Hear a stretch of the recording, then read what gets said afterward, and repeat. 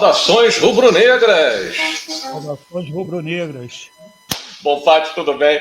Gente, vamos agora então entrar nos números, né? Porque muita gente fala dos números do Flamengo e aí fica aquela coisa, porque o Flamengo, de onde veio o dinheiro, o que aconteceu. E eu resolvi começar a olhar a dívida, porque a dívida sempre foi o foco de todo mundo, né? E, gente, esse gráfico é apenas para dizer o seguinte: o Flamengo tinha uma dívida líquida na ordem de 537 milhões lá em 2013, no final de 2013, já renegociada a dívida, tá? Porque o pessoal pensa, quando o Bandeira assumiu, ele estava com uma dívida na ordem de quase 700 milhões, né? Mas quando ele encerrou o ano, ele já encerrou o ano de 2013, né?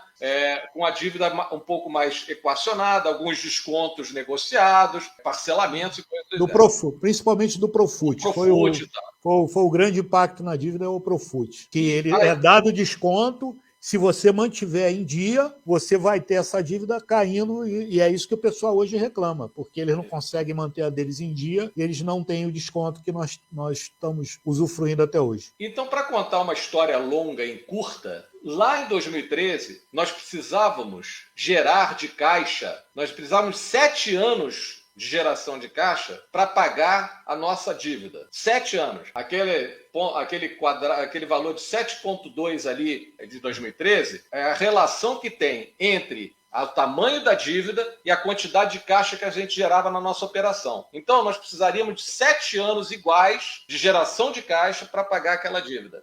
Agora, em 2021, final do ano passado, nós terminamos com uma relação de 0,8, ou seja, menos de um ano. Se fosse um, bastaria 1 ano de geração de caixa do Flamengo para pagar a totalidade da dívida líquida do Flamengo. Então, o Flamengo termina o ano de 2021 com uma capacidade de pagar a dívida integralmente hoje. Não precisa esperar para amanhã. Hoje. Acabou. Então, eu achei interessante trazer esse número, porque são coisas que são passadas e não são discutidas. Quer fazer algum comentário em cima disso? Porque é uma informação meio que objetiva, né?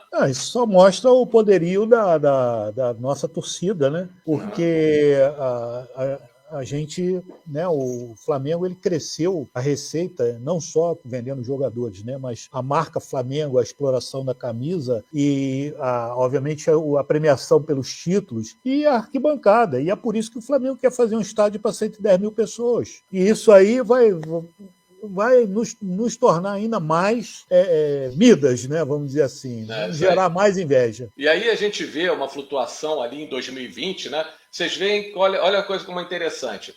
Em 2018, o Flamengo tem um solavancozinho que ele tinha chegado em 2017 a cerca de 260 milhões em dívida. Aí depois ele pegou uma escalada e foi crescendo até 2020, quando ele chegou a 480 milhões de dívida. As pessoas poderiam dizer, meu Deus do céu, o Flamengo perdeu o controle. Mas mesmo quando ele deu esse solavanco, ele caiu para metade do esforço necessário de geração de caixa para pagar a dívida. Porque ele saiu lá de 7,2 e caiu para 3,2, ou seja, 3 anos para pagar a dívida. Mas muito desse solavanco que teve aqui em 2018, 19 e 20, 20 muito por conta da pandemia, que as nossas receitas foram muito suprimidas.